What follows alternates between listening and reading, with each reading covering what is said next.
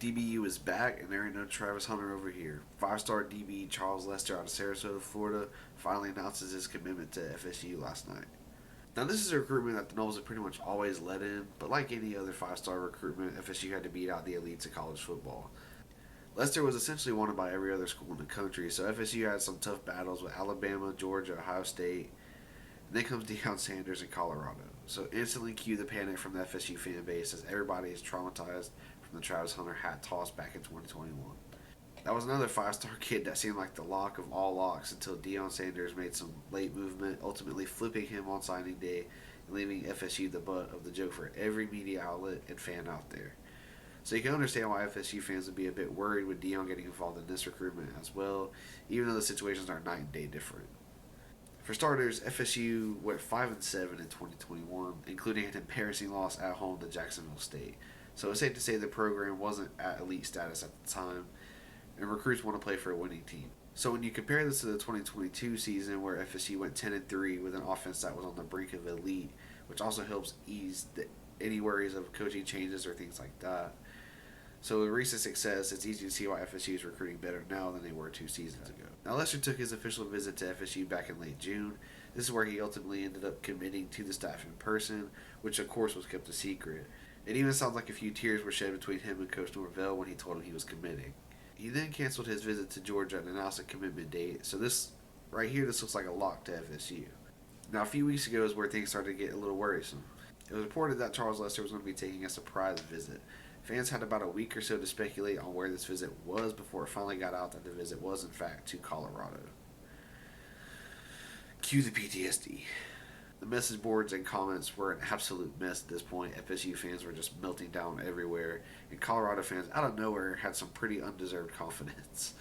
I'll even admit that I didn't love this visit myself, but I still remained fairly confident as it was reported that the staff was aware of the visit, unlike with the Travis Hunter situation where he kind of just out of the blue completely stopped communicating with the staff and other recruits. I also started to feel better about the visit when I realized that he wasn't going by himself. He was actually going with several other teammates. Hindsight, I think this is more of a courtesy visit to Deion and an opportunity to maybe get some of his teammates some offers from Colorado, which I can respect. Of course, it also had the benefit of stirring up a ton of drama on social media, which of course each outlet eats up because it draws more attention and clicks to their sites as well. Lester's Instagram Live for his commitment had over 2,200 people watching it, so I'd say it worked, I guess.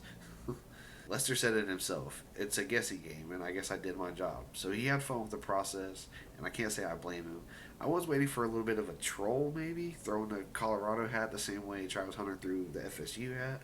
But it probably speaks more to his character, the fact that he didn't do that. So either way. I do wonder if FSU will ever have another five-star DB recruitment that doesn't raise people's blood pressures. Nonetheless, all that matters is that we got his commitment in the end, and I know everybody's already worried about keeping him until signing day, everybody's worried about a flip. But seeing how this recruitment went, I'd say he's locked in with FSU. He took his visits, he took his time to announce his decision, he didn't rush into it, he even dealt with a late push from Deion, so I feel pretty good that he's locked in here. He even had quarterback commit Luke Cromahawk at his ceremony last night, turn around and came to the Seminole Showcase event today right after. Lester has also said that he's been recruiting for FSU for a while now. Another five-star player, KJ Bolden, who's also announcing his decision on August 5th. So absolutely all good stuff coming from Charles Lester. And while I do think other schools are still going to pursue him, I think he's firm and signs with FSU and hopefully bring some other players with him. Now with Lester, you're getting a talented, long defensive back at 6'1", 170 pounds. But he's also a kid that can play wide receiver as well. He's even said that him and Luke Cromahawk have already talked to quarterbacks coach Tony Tokars about the idea of Lester playing some wide receiver here and there. He seemed to like the idea as well. So major potential upside here. Noles fans should be super excited about him. I love the statement made here to be able to win out by beating Deion, beating Georgia, Alabama, and avoiding another Travis Hunter-like scenario. Absolutely major props to the FSU staff and DB's coach Pat Surtain here for closing this one out and bringing back a talent that FSU is used to seeing at that position, and hopefully bring back DBU one player at a time. So what's your thoughts? Do you think Charles Lester is solid in his pledge to FSU, or do you think it's going to be a battle till signing day? Let me know in the comments, and let's talk Noles.